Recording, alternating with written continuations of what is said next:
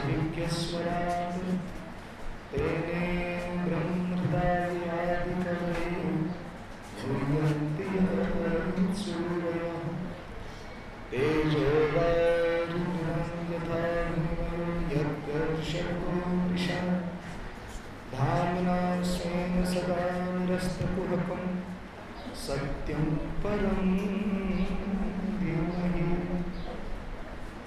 सच्चिदानन्दरूपाय विश्वोत्पत्त्यादिहेतवे तापत्रयविनाशाय श्रीकृष्णाय नमः।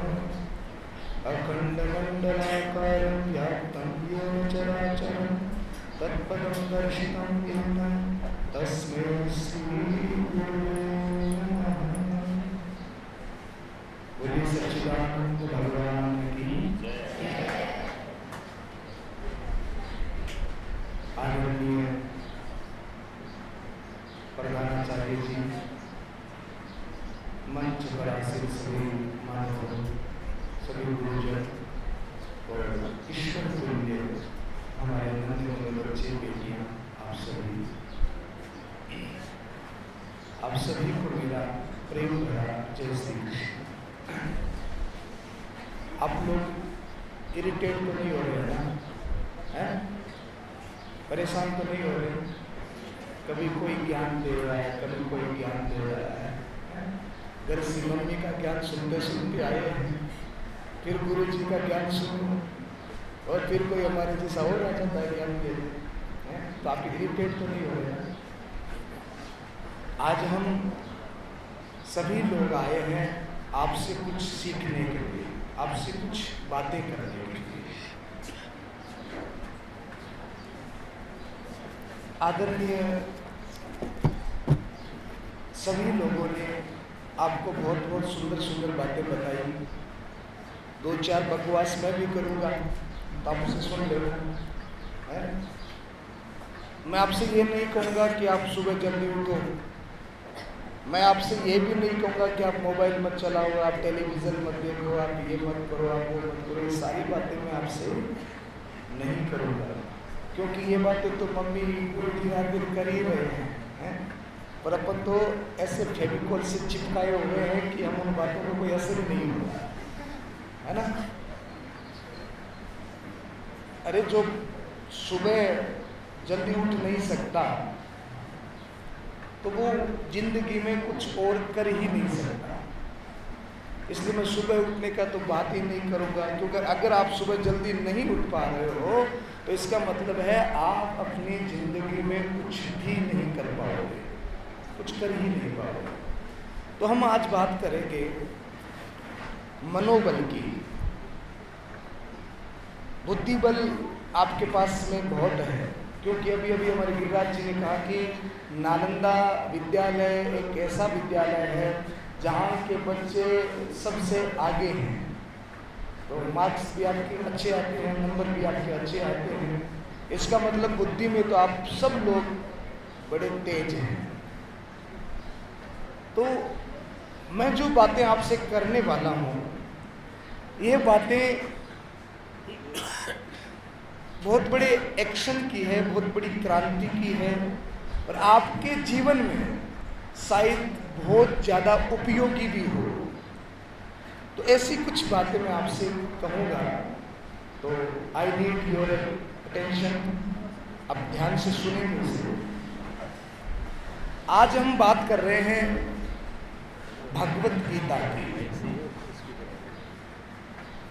हजारों किताबें बालक अपने जन्म से लेकर, नर्सरी से लेकर और LLB, MBA, IIT तक पढ़ता है। और इन सारी बातों से, इन सारी किताबों से हमारी बुद्धि जो है वो बड़ी तेज हो जाती है। अब हमारा मन, हमारे पास मनोबल कहाँ से आएगा? बुद्धि तेज होने से काम नहीं चलेगा। बुद्धि के साथ साथ में मनोबल की भी बहुत बड़ी आवश्यकता होती है। और जिसके पास में इच्छा शक्ति होती है, कर्म शक्ति होती है, मनोबल की शक्ति होती है, वो अपने जीवन के हर एक टारगेट को, हर एक लक्ष्य को पूरा कर सकता है। हमारे धर्म गुरुओं ने, हमारे ऋषियों ने हमें एक बहुत ही बड़ा दिव्य ग्रंथ दिया है जिसका नाम है श्रीमद् भगवत गीता। आदरणीय प्रधानाध्यापक जी बता रहे थे कि पूज्यपाद सोमगिरी जी महाराज, आप जानते हैं सोमगिरी जी को सब? सोमगिरी जी महाराज ने वर्षों तक भगवत गीता का प्रचार प्रसार किया और भगवत गीता का प्रतियोगिता भी कराया। आप एक बार के लिए कल्पना कीजिए, कोई भी महापुरुष, कोई भी संत अपना काम छोड़ करके आप लोगों के बीच में आता है, भगवत गीता की बात करता है। क्यों? रीजन क्या है? क्योंकि भगवत गीता एक ऐसा ग्रंथ है जो आपके जीवन को बहुत सुनहरा, बहुत सुंदर बना सकता है। अगर आपको अपना फ्यूचर ब्राइट चाहिए तो 1000 किताब जो हम विद्यालय में पढ़ते हैं, उन हजारों किताबों में एक किताब हमें और ऐड करनी चाहिए और उस किताब का नाम है भगवत गीता। ये दुनिया की, विश्व की सबसे बड़ी मनोचिकित्सक किताब है। इससे ज़्यादा ताकतवर कोई दूसरी किताब नहीं। जितने भी आप मोटिवेशनल किताबें पढ़ते हो, जितने भी आप मोटिवेशनल स्पीच सुनते हो, वो सारी की सारी स्पीच, चाहे कितना भी बड़ा लेखक क्यों ना हो, चाहे कितना भी बड़ा साहित्यकार क्यों ना हो, चाहे कितना भी बड़ा फिलोसोफर क्यों ना हो, वो सारी की सारी बातें कहाँ से निकल कर आती है? वो भगवत गीता से निकल कर आती है। तो भगवत गीता में 3 चीजें प्रदान हैं। कर्म, 3 भागों में इसको बांटा गया है। कर्म, अकर्म और विकर्म। कर्म यानी करेक्ट एक्शन, अच्छा कार्य, कर्म जो ठीक तरीके से किया जाए, जिसमें सारी बातें ठीक ठीक हो, वो क्या है? वो कर्म है। और उसके बाद में आता है विकर्म और फिर है अकर्म। विकर्म में कर्म तो है पर वह ठीक नहीं है। अकर्म, कर्म तो है पर उस कर्म का कोई लाभ किसी को नहीं है, तो वो निश्चित अकर्म इसलिए कह दिया गया जिस कर्म से किसी को कोई लाभ न होता हो तो वो हमारा कर्म व्यर्थ का कर्म है। इसके बाद में भी निष्काम कर्म की भी बातें आती हैं। तो अभी आपको निष्काम कर्म नहीं करना, कर्म करना है।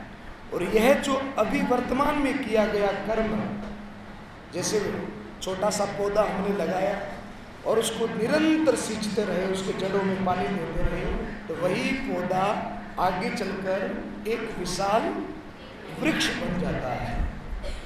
एक छोटा सा बीज होता है ना, उस बीज को आप हाथ में लो, आपके हाथ में आ जाएगा। पर क्या कोई कल्पना कर सकता है कि इस हथेली में बड़े हुए छोटे से बीज में एक विशाल वृक्ष छुपा हुआ है? क्या वो दिखाई देता है? हथेली में छोटा सा बीज है, कोई उसका वजन नहीं, कोई उसका आकार नहीं, और उस छोटे से बीज के अंदर इतना विशाल काय वृक्ष जिसके अंदर इतने फल फूल, और फिर उस वृक्ष के फलों में से फिर करोड़ों करोड़ों बीज, फिर उन करोड़ों करोड़ों बीज में से फिर करोड़ों करोड़ों वृक्ष। तो एक छोटे से बीज की इस ताकत को कोई पहचान सकता है क्या? पर उस बीज के अंदर जो वृक्ष बनने की ताकत है, वह क्या, वह पावर, वह की वह ताकत आप सबके अंदर भी है। भगवत गीता एक बात हमें सिखाती है, संभावना की। आप जितने बालक यहां पर बैठे हैं, आपके अंदर बहुत सारी संभावनाएं हैं। आप में से ही कोई बहुत बड़ा उद्योगपति बनेगा, आप में से ही कोई बहुत बड़ा इंजीनियर बनेगा, कोई वकील बनेगा, आप में से कोई आईपीएस बनेगा। यह संभावना आप लोगों के अंदर है, बस आपको उस संभावना को प्रकट करना है। आप अपनी जिंदगी में कुछ करना चाहते कि नहीं करना चाहते? कौन कौन करना चाहता है? एक बच्चे से मैंने पूछा कि भाई तू क्या करना चाहता है? बोले महाराज जी मैं तो ब्याह करना चाहता हूँ।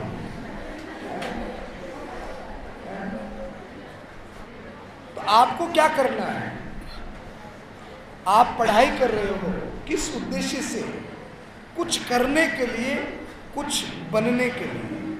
और कुछ करने और बनने के लिए जो गोल्डन पीरियड, गोल्डन टाइम जो होता है वो अभी है।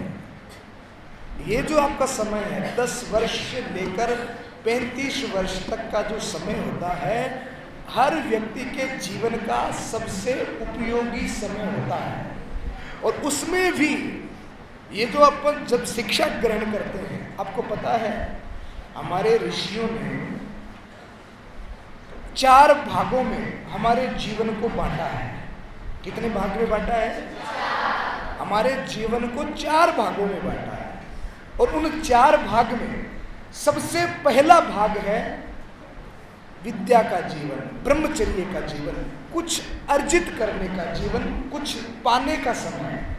ये सबसे फर्स्ट में आता है और सबसे इम्पोर्टेंट होता है। ये जो पहले भाग का जो समय है 25 वर्ष तक का, ये समय पढ़ाई का है, एजुकेशन का है। और इस समय को अगर हमने बेकार गंवा दिया तो आगे का जो आपका 75 इयर्स का जो जीवन है वो निश्चित बहुत तकलीफ देने वाला होगा, बहुत दुख देने वाला होगा। मोस्ट इंपोर्टेंट टाइम कौन सा है बोलो तो? 25 वर्ष तक का, जन्म से लेकर 25 वर्ष तक का जो समय है वो आपका सबसे मोस्ट इंपोर्टेंट टाइम है। और इसकी वैल्यू जिसने नहीं की तो अंत में उसके हाथ में एक ही चीज आती है। आप जितने बच्चे बैठे हो, अगर आपने अभी की लाइफ का इंपॉर्टेंस नहीं समझा तो 25 वर्ष के बाद में आपके जीवन में एक चीज आएगी और वो होगा पछतावा। पछताएंगे फिर आप कि अरे कितने गुरुजनों ने समझाया, मम्मी ने समझाया, गुरुजी आए उन्होंने समझाया, पर हमारे समझ में नहीं आया। फिर पछतावा होगा और फिर चाहकर भी कुछ नहीं कर पाओगे। तो ये मोस्ट इंपोर्टेंट टाइम है। भगवान गीता में कर्म की बात करते हैं। आज से 5000 वर्ष पूर्व भगवान कृष्ण का प्रागट्य हुआ, जन्म हुआ धरती पर। तो भगवान ने जो ज्ञान हमको दिया उससे सर्वोपरि ज्ञान कोई दूसरा हो नहीं सकता। आप लोगों को पता है डेफिनेशन ऑफ धर्म, रिलीजन क्या होता है? धर्म किसे कहते हैं? कोई बता सकता है मुझे? धर्म क्या होता है? हम कहते हैं ना कि हम सनातन धर्म में जन्मे हैं, हम सनातनी हैं। धर्म क्या होता है? बोले धर्म ईश्वर के द्वारा स्थापित की गई विधि का नाम धर्म है। आपके इस स्कूल में एक नियम है, एक नियमावली है, इतने बजे आना है, ऐसे पढ़ना है, ये करना है, वो करना है। गुरुजनों ने जो सिस्टम हमको दिया है उस सिस्टम पर चलने का नाम क्या है? धर्म है। जैसे भगवान ने पूरे मानव मात्र के लिए एक सिस्टम दिया है, ये करना है, ये नहीं करना है, ये खाना है, ये नहीं खाना है, ये बोलना है, ये नहीं बोलना है। जो विधि परमात्मा ने हमको दी हो, भगवान ने हमको दी हो, उस विधि का नाम क्या है? उस विधि का नाम धर्म है। और फिर भगवान ने दूसरी चीज हमें बताई कर्म करने की। कर्म, अकर्म, विकर्म, 3 प्रकार के कर्म हैं विशेष। इन कर्मों की बातें मैं नहीं करूँगा, मैं सिर्फ इतनी बात आपसे करूँगा। 2 चीज होती है, एक तो कर्म और एक भाग्य है। तो आप कौन सी चीज को मानते हो? भाग्य को नहीं मानते? बोलो ना, भाग्य नहीं होता क्या? भाग्य भी होता है। भाग्य कहाँ पर होता है? अरे आपका जन्म हुआ तो उस जन्म के समय में आपका जन्म कहाँ हुआ, किस घर में हुआ, उस समय तो आपने कोई कर्म नहीं किया। इस जन्म का, पिछले जन्म का हो सकता है। तो भाग्य और कर्म क्या है? बोले भाई परमात्मा हर एक व्यक्ति को 3 पेज की डायरी देते हैं। कितने पेज की? 3 पेज की डायरी देता है। कहते हैं कि सबसे पहला पेज जो होता है उसके ऊपर भगवान स्वयं लिखता है, और आखिरी पन्ना जो होता है उस पर भी भगवान लिखता है, और बीच का पत्ता जो है वो खाली छोड़ देता है। और उस बीच के पत्ते पर किसे लिखना है? हमें लिखना है। तो अब सोचो कि भगवान ने पहले पेज पर क्या लिखा होगा और आखिरी पेज पर क्या लिखा होगा। बोले भगवान ने पहले पत्ते पर लिख दिया जन्म। आपका जन्म कहाँ होगा, कैसे होगा, कब होगा, ये कौन तय करता है? ईश्वर तय करता है। और आपकी मृत्यु कब होगी, कैसे होगी, कहाँ होगी, ये कौन तय करता है? भगवान तय करता है। बीच का पत्ता खाली है और उस बीच के पत्ते को हमें भरना है। और जन्म से लेकर मृत्यु तक की ये जो पत्ता होता है इसे हम जीवन कहते हैं। क्या कहते हैं? जीवन। इसे हम जीवन कहते हैं। अब उस जीवन को कैसे जीना है ये किसको लिखना है? आपको लिखना है। आपको अपना जीवन कैसे बनाना है, हमें कैसे जीना है, ये आपके हाथ में है। अब आपके पास में पत्ता खाली है और कर्म रूपी पेन भगवान ने हमको दी है। अब आपका मन करे तो उस पत्ते पर राम राम कृष्ण कृष्ण लिखो, आपका मन करे तो उस पत्ते पर रावण और कंस लिखो। जो आपको अच्छा लगे वो आप उस पर लिख सकते हो। ये कर्म है, आपको वही प्राप्त होता है। भगवान कृष्ण गीता में क्या कहते हैं पता है? सुखम दुखम भयम क्षेमम। ये सुख और दुख, अभी आपको एग्जाम के समय में टेंशन होती है ना, है? तो ये टेंशन कौन देता? भगवान देता है क्या? है? तो कहीं कोई तकलीफ होती है, दुख होती है तो भगवान नहीं देता है। टेंशन किसको होती है? बोले जो पढ़ता नहीं है। और जिसने पढ़ाई की है उसको कोई टेंशन नहीं होती। एग्जाम एक बार नहीं 4 बार लिया जाए, है कि नहीं? तो भगवान सुख और दुख कुछ भी नहीं देता।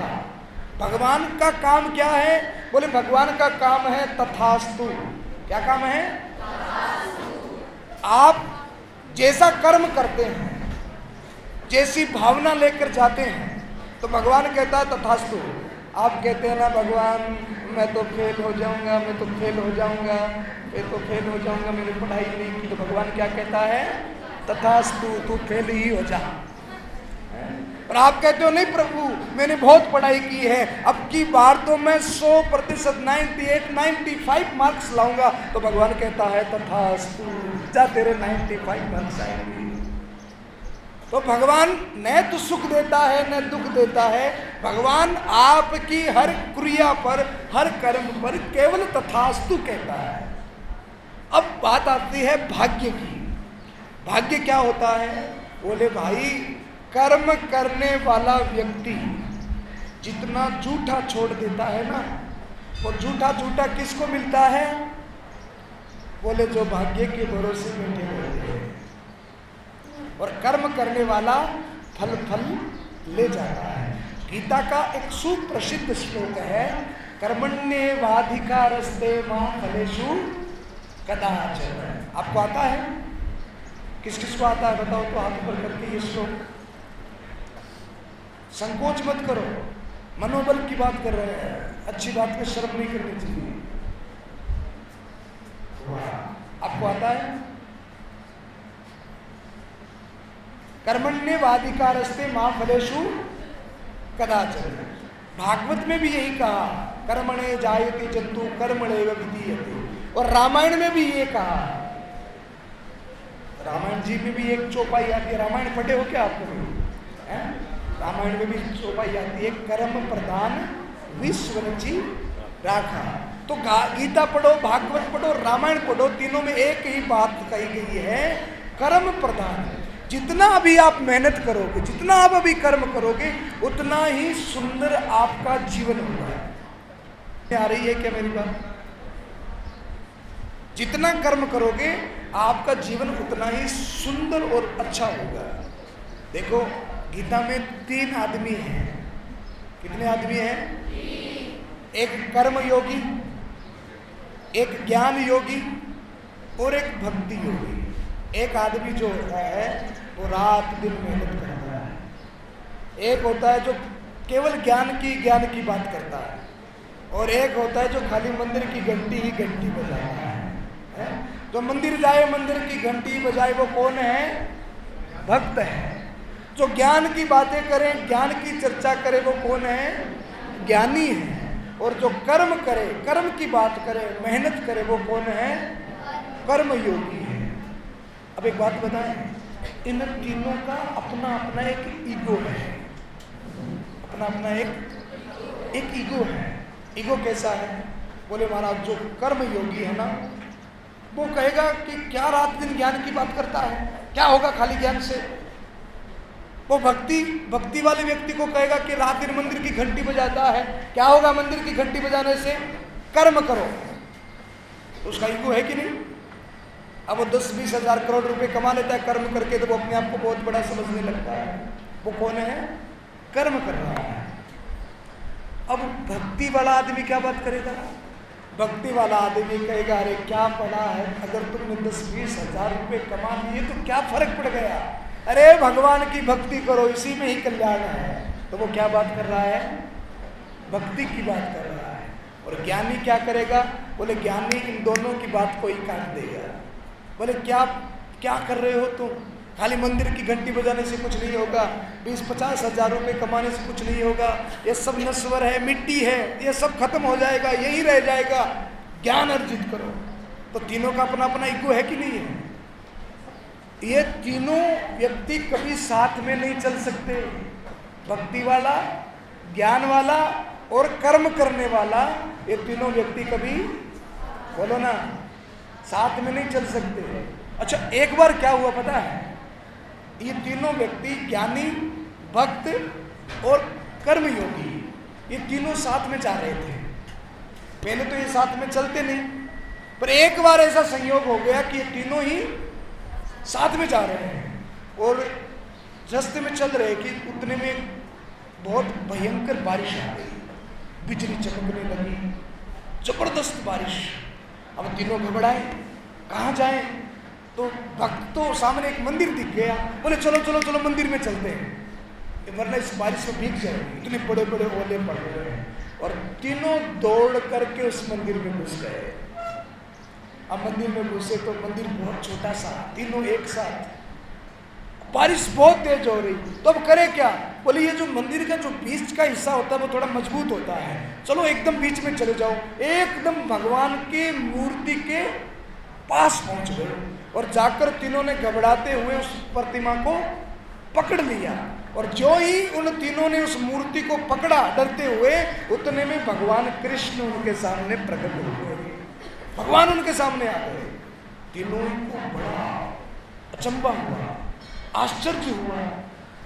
कर्मयोगी कहने लगा भगवान मैंने इतना कर्म किया, इतना अच्छा अच्छा कर्म किया, पर आप मुझे नहीं मिले। ज्ञानी कहने लगा प्रभु मैंने इतनी बड़ी बड़ी ज्ञान की बातें की, इतना इतना ज्ञान लोगों को दिया, पर आप मुझे नहीं मिले।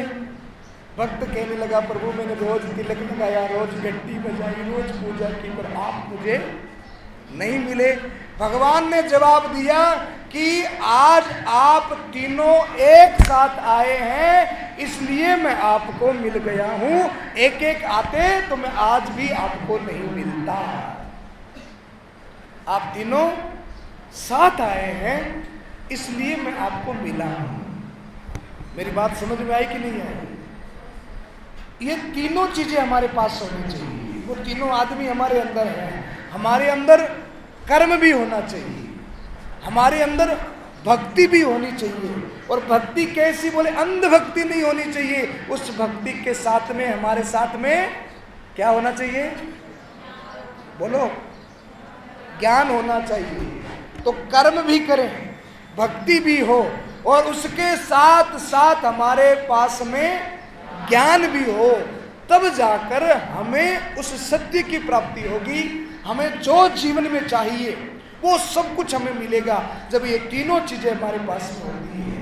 कौन कौन सी बोल के बताओ? 1 नंबर कर्म, 2 नंबर ज्ञान, और 3 नंबर भक्ति ईश्वर की, ये तीनों चीजें एक साथ जब हमारे अंदर आ जाएगी तो इस संसार का कोई ऐसा टारगेट नहीं, कोई ऐसा लक्ष्य नहीं जो हम प्राप्त नहीं कर पाए। आपके अंदर संभावना है, कुछ भी बन सकते हो, आप प्रधानमंत्री भी बन सकते हो, बस आपका उपकर्म, आपका कर्म, आपकी मेहनत, आपकी लगन वैसी होनी चाहिए, आपका आचरण वैसा होना चाहिए, आपका चरित्र वैसा होना चाहिए, आपकी दिनचर्या, एक एक मिनट आप एक डायरी में लिख लेना।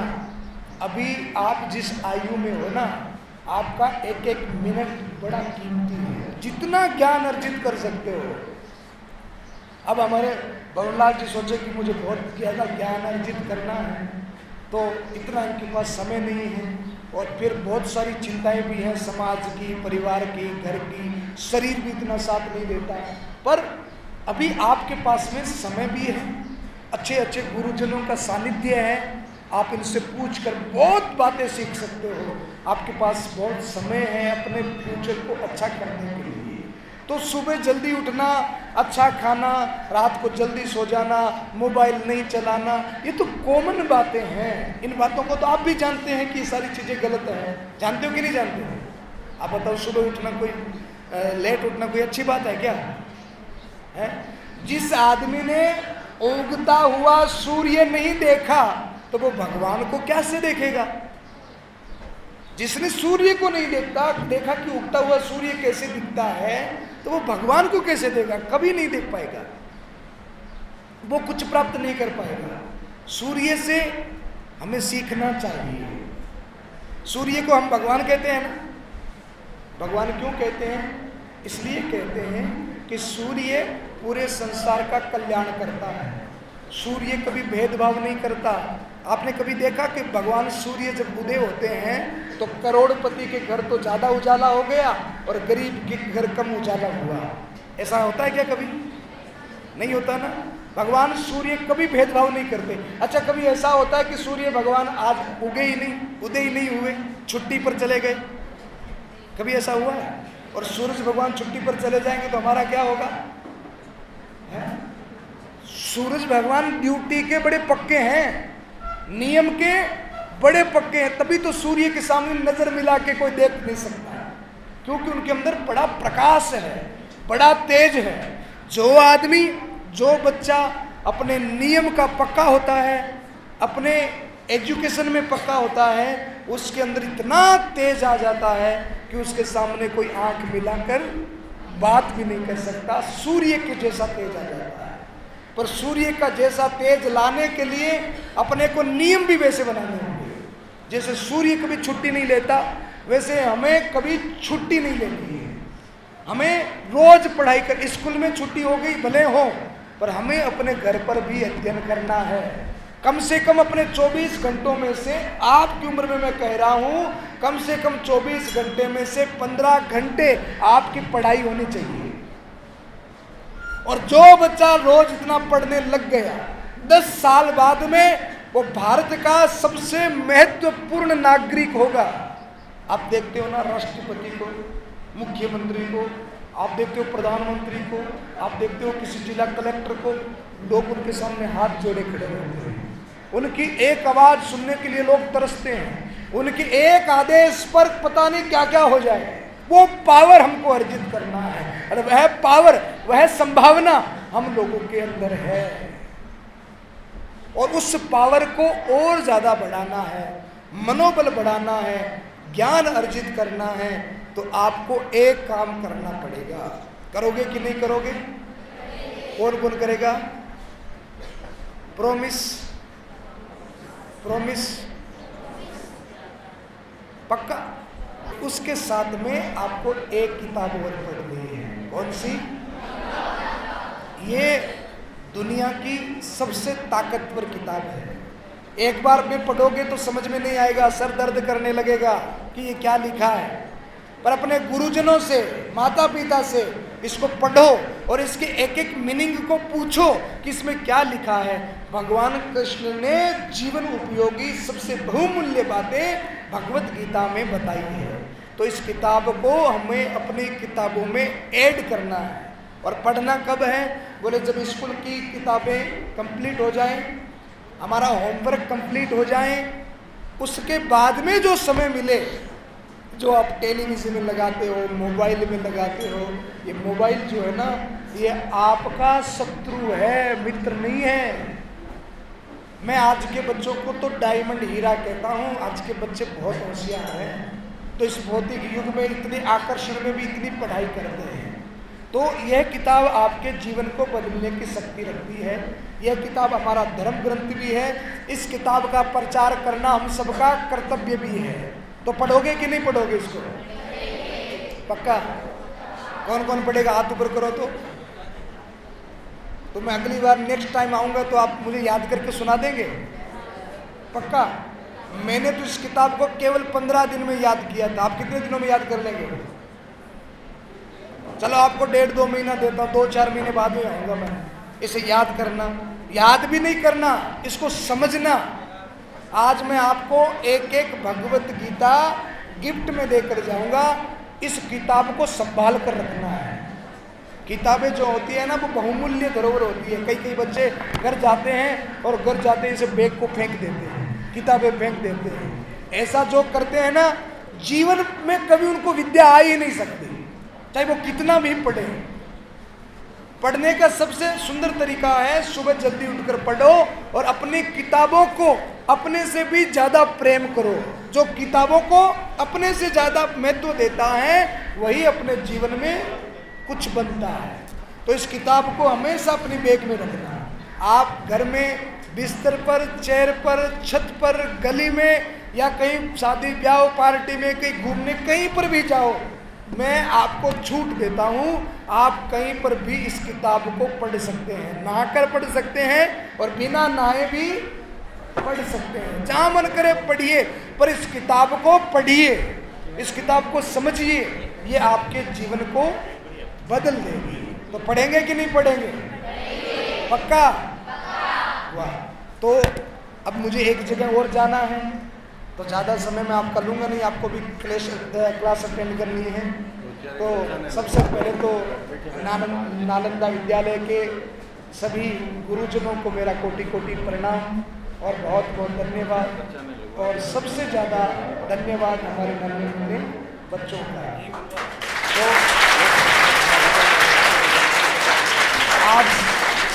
आप सभी ये किताब भी पढ़ेंगे, गुरुजनों का आदर भी करेंगे, मम्मी पापा का कहना भी मानेंगे। मानते हो कि नहीं मानते? मम्मी पापा को परेशान नहीं करना चाहिए कि ये ला के दो, वो ला के दो, मेरे फ्रेंड के पास ये है, उस फ्रेंड के पास ये है। परेशान नहीं करना चाहिए। मम्मी पापा को सुख देना चाहिए। हम उनको कैसे राजी रख सकते हैं, वो काम हमको करना चाहिए। ठीक है कि नहीं? तो ये किताब आप पढ़ेंगे। अब आपका जो ये वीडियो मैं यूट्यूब पे डाल दूँ हैं, आप सबका भी फोटो आप सब देखेंगे। कैसे देखेंगे? आप मेरा नाम सर्च करें ना, भाई श्री संतोष सागर, जो यूट्यूब चैनल आएगा, तो उसमें कल आपका ये वीडियो अपलोड हो जाएगा। आप सभी देखना और आगे से आगे शेयर करना। और एक बात है, अब मैंने आपको इतनी बातें कही है, तो आप मुझे कुछ दोगे कि नहीं दोगे? बोलो, एक चीज मांगता हूं, दोगे? आप अपनी तरफ से अपने एक एक बेस्ट फ्रेंड को भगवत गीता गिफ्ट करेंगे। ये वो नहीं जो मैंने दी है, ये तो आप अपने पास में रखेंगे। अपने पैसों से ला करके एक भगवत गीता अपने बेस्ट फ्रेंड को गिफ्ट करेंगे। करेंगे कि नहीं करेंगे? और उसको क्या कहेंगे कि ये किताब पढ़नी है, ये हमारा धर्म ग्रंथ है, सब जगह इसका प्रचार करो, सब मिलकर प्रचार करो। Okay? Nalanda public senior secondary school class nursery से 12 तक बीकानेर में 1991 में से संचालित है और इसको पूरी देखरेख करने वाले, इसको उसके ऊपर नियुक्त करने वाले वरिष्ठ साहित्यकार श्रीमान लक्ष्मीनारायण जी नंदा के सानिध्य में, उनके कुशल निर्देशन में ये सारा निरंतर शिक्षा के क्षेत्र में अपना किंचित मात्र योगदान देने का प्रयास निरंतर करती आ रही है। और शिक्षा के साथ साथ बच्चों में सह शैक्षणिक गतिविधियों का भी निरंतर संचालन होता रहता है। चाहे जैसे आप आज बता रहे हैं गीता के बारे में, हमारे युग पुरुष सम्राट सोमगिरी जी महाराज ने एक बहुत बड़ा बीड़ा उठाया था। गीता प्रतियोगिता जन जन तक पहुंचे, बच्चे बच्चे तक पहुंचे, तो उसको लेकर भी उन्होंने पिछले मेरे ख्याल से 20 साल के करीब 16 से 20 साल हो गए और बच्चे बच्चे तक गीता का ज्ञान पहुंचाने का हृदय गुरुदेव ने प्रयास किया था। और हम इस बात से गौरवान्वित हैं नालंदा पब्लिक स्कूल की प्रथम प्रतियोगिता से लेकर लास्ट जब तक प्रतियोगिता हुई है तब तक हालांकि बच्चों ने निरंतर प्रतिभागिता निभाई है। गीता प्रतियोगिता में पार्टिसिपेट किया और हम बहुत गर्व से और फख्र से कह सकते हैं कि श्रद्धेय सम्राट सोमगिरी जी महाराज ने इस शाला में कई बार आकर बच्चों को गीता के बारे में ज्ञान दिया। और पिछले 4-5 सालों में अब तो खैर हमारे बीच में ब्रह्मलीन हो गए हैं सोमगिरी जी महाराज। तो 4-5 साल पहले ये बच्चे शायद रूस नहीं पाए थे, छोटे थे उस समय, तो बाकी बच्चों ने गीता का उनके श्रीमुख से जरूर ज्ञान का अर्जन किया है। साथ ही चाहे गीता की बात हो, चाहे चित्रकला प्रतियोगिता हो, जीके प्रतियोगिता, जितनी भी शहर में जिला स्तर पर, राज्य स्तर पर जितनी भी शैक्षणिक गतिविधियां होती है उसमें शाला के विद्यार्थी पार्टिसिपेट करते हैं और अच्छा स्थान हासिल करते हैं। शाला में विज्ञान क्लब का संचालन है जिससे बच्चों को आज के समय से जोड़ने का प्रयास किया जाता है विज्ञान क्लब के माध्यम से।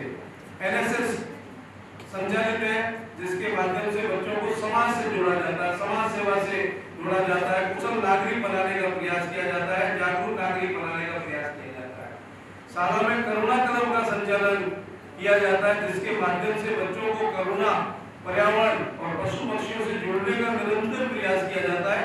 इस साल भर तक गतिविधियां करुणा क्लब और इको क्लब के माध्यम से इस साल भर तक गतिविधियां निरंतर शाला में संचालित होती रहती है। उसके लिए धन्यवाद। तो अब ज्यादा समय आपके पूज्य के बीच में न लेते हुए मैं श्रीमान गिराज जी पारी साहब जो कि बीकानेर की बहुत ही ऊर्जावान व्यक्तित्व है और साहित्य के क्षेत्र में निरंतर अपना योगदान देने वाले न केवल साहित्य का सृजन करते हैं बल्कि बहुत बड़े आयोजक भी है साहित्य कार्यक्रमों के। और आज के कार्यक्रम और स्वागत भाषण के लिए मैं गिराज जी पारिक को बड़े श्रद्धा और आदर से आग्रह करता हूँ कि अपने शब्दों से हमें अनुग्रहित करें। श्रीमान गिराज जी पारिक साहब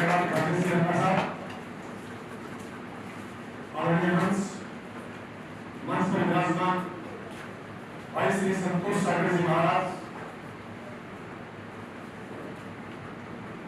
पारिक समाज और सैनिक ब्राह्मण महासभा के अध्यक्ष श्री मोहनलाल जी दास साहब, गर्भस्थ शिशु संरक्षण समिति के अध्यक्ष श्री रामकिशोर जी तिवारी साहब और इस कार्यक्रम को संचालित करने वाले यूट्यूब द्वारा करीब 20-22 लाख लोगों तक पहुंचाने वाले श्री शिव शंकर जी तिवारी साहब और आप सभी विद्यार्थियों, आज बड़ी खुशी का मौका है।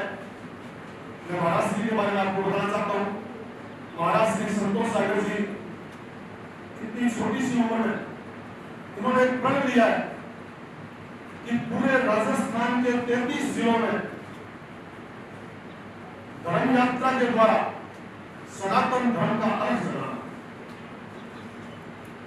इसमें भागवत कथा तो ही नहीं है, साथ साथ बच्चों को गीता का ज्ञान देना और गीता का अध्ययन करने के लिए प्रेरित करना, क्योंकि आप होनहार ही आने वाला भारत का भविष्य है।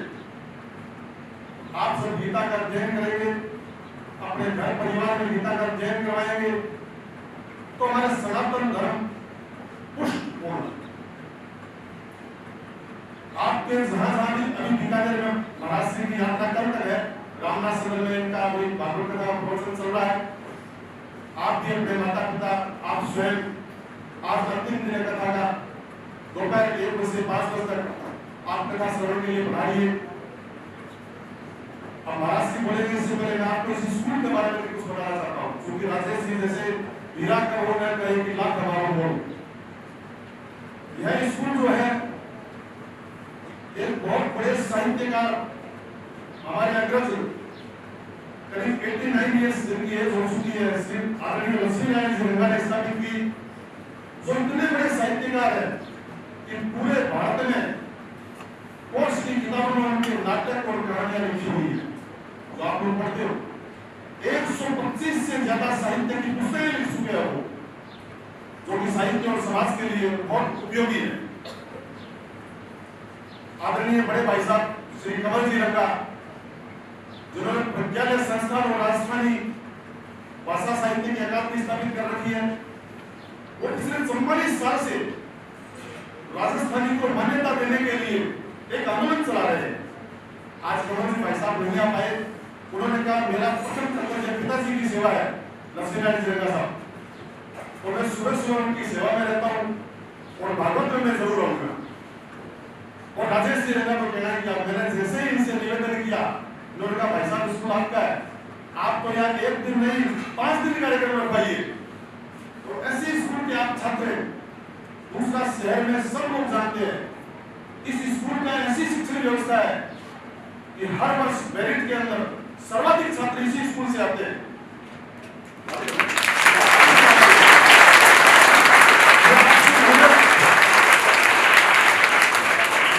ये सब आपकी मेहनत और आपके जो शिक्षक है उनकी मेहनत का परिणाम है।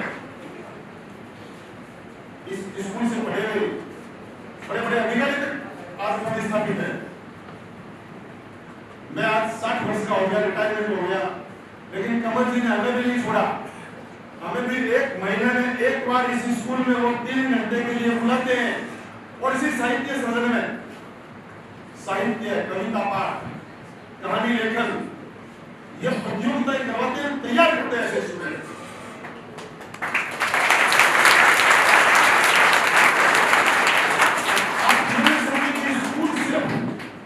आपके पढ़ने तक ही सीमित है, ये अनंत का, क्योंकि लक्ष्मीनारायण श्रीरंगा साहब भी अभी कोरोना काल से पहले तक रोजाना आपकी एक क्लास लेते थे अंग्रेजी की।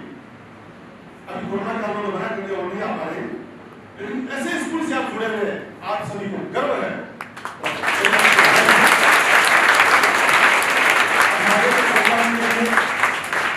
हमारे यूट्यूब के संचालक श्री शिव कुमार जी तिवारी साहब से अनुरोध करूंगा, आपका ज्यादा समय ले लेते हुए आप जल्द से इस कार्यक्रम को आप महाराज श्री संतोष सागर जी से, सबसे पहले मैं इस स्कूल के प्रबंधक श्री राजेश श्रीरंगा साहब से अनुरोध करूंगा कि आप महाराज श्री संतोष सागर जी का माल्यार्पण कर स्वागत करें। इस वर्ष पूरे राजस्थान स्तर का साहित्य संचालन के लिए प्रथम पुरस्कार मिला है।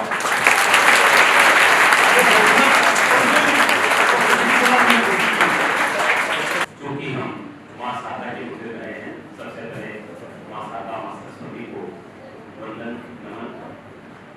व्यासपीठ पर गीता के वासियों को श्री रामचंद्र ज्ञान के और आप जैसे बच्चों को गीता का ज्ञान देने वाले प्रभु निवासी संतोष सागर महाराज के और श्री चरणों में नमन। मंच पर आशीष आदित्य किशोर जी, प्रहलाद जी और सभी शिक्षकगण और गिरिराज जी, आप सभी को नमन। जब आज सुबह पता चला कि हम नालंदा स्कूल में जा रहे हैं, तो हमारे विश्व का प्राचीनतम विश्वविद्यालय जिसका नाम नालंदा, जानते हो सब? कितने लोगों को नालंदा विश्वविद्यालय नाम सुना आपने? कितने कितने बच्चों ने सुना है? आप ऊपर करके बताएं। अच्छा, कहाँ था नालंदा? ये बता सकते हो?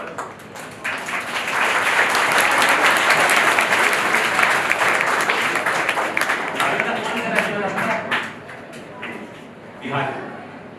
तो ऐसे विद्यालय में आए हैं और अभी गिरिराज जी ने बहुत सुंदर ढंग से और जो प्रधानाचार्य जी ने जो बताया इस विद्यालय की गरिमा के बारे में बताया, रास्ते में गिरिराज जी भी बता रहे थे।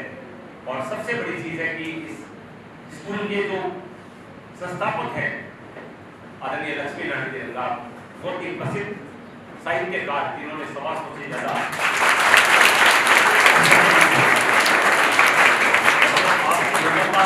बहुत बड़ा भाग्य है कि ऐसे व्यक्ति के सानिध्य में आप लोग शिक्षा ग्रहण करें, आपका भविष्य बहुत उज्जवल है।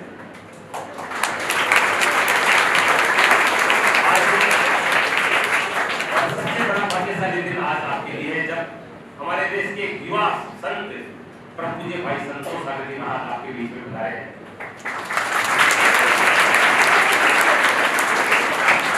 अब एक बार खाली नहीं रहेगी, समय लग गया, थोड़ा समय का खाली नहीं बदलना।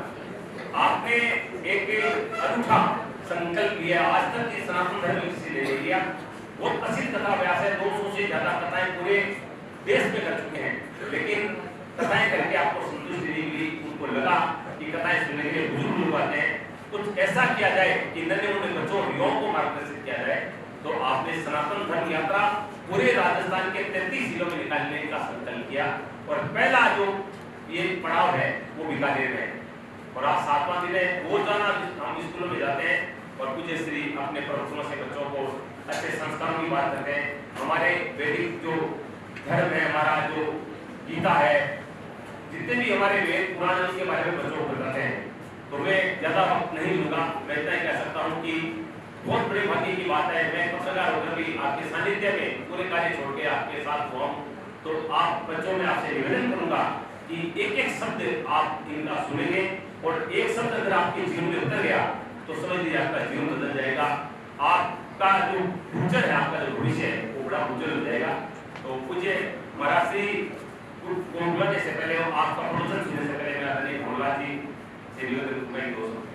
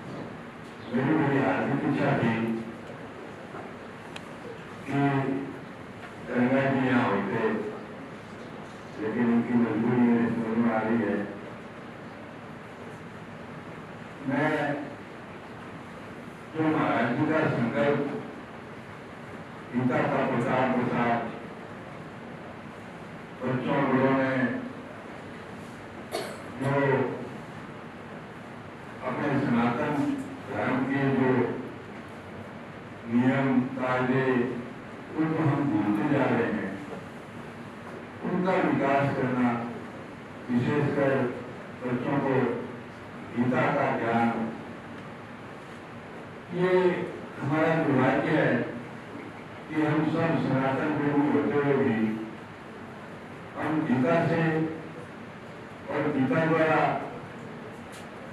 दिए गए ज्ञान से कोसों दूर होते जा रहे हैं।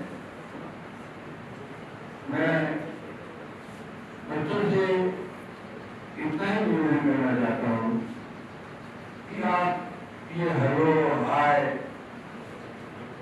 ये छोड़ के अगर मान लो अपने हर किसी से थोड़ा सा आदर से हाथ जोड़ के जैसे किसी भी करें, घर से निकलते टाइम माँ बाप बड़ों को राधे राधे कह के निकले, मेरी गारंटी है कि आप में एक अनोखी ऊर्जा का विस्तार होगा।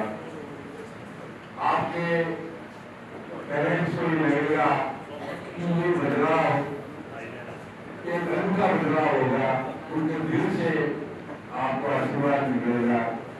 आप स्कूल आते हो, गुरुजनों को जैसे किसी करिए, राधे राधे करिए।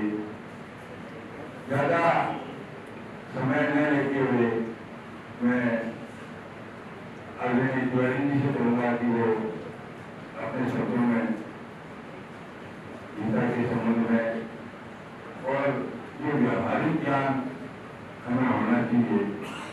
गीता के ज्ञान के साथ साथ अगर हमारे पास व्यवहारिक ज्ञान नहीं है तो हम जिंदगी में सफल नहीं हो सकते।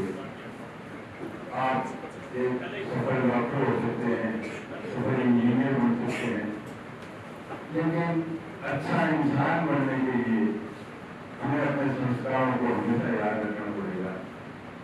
कई जगह हम देखते हैं चाहे आप बंगाल में चले जाओ, पंजाब में चले जाओ, हर आदमी अपनी भाषा में बात करता है।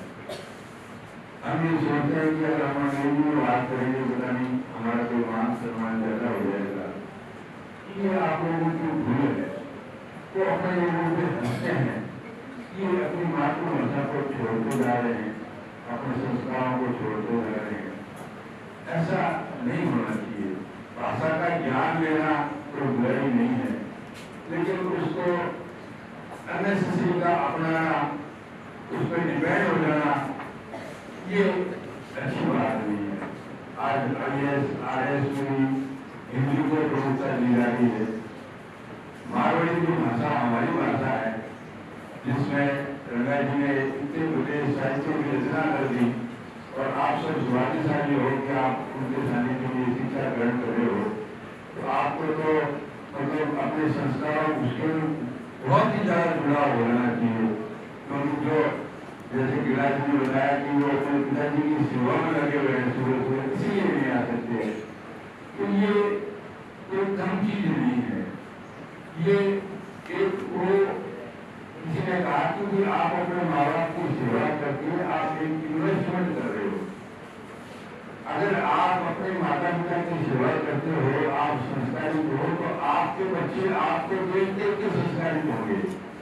तो ये एक तरह का इन्वेस्टमेंट है कि आज आप जो खर्च कर रहे हो वो आपके बुढ़ापे में आपको जाके वापस मिल जाएगा। तो संस्कारों की जहाँ तक बात है, हम इसी संबंध में ज्यादा आपको बता पाएंगे, मैं जरूर मिलूंगा।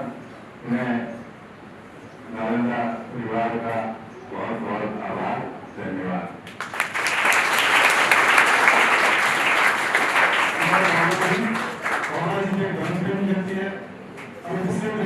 एक कार्यक्रम में मीडिया साहब ने बताया कि ये कोरोना काल से पहले पिछले 10 साल से प्रभात फेरी निकाल रहे हैं, मीटिंग करते हुए, तो उसी से उनकी जान होती है।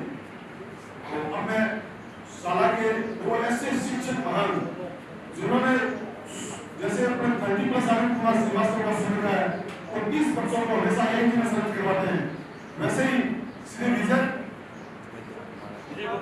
गोपाल जी जो अंग्रेजी पढ़ाते हैं और वो 100 में से 25 बच्चों को 100 में से 100 अंक दिलवाते हैं।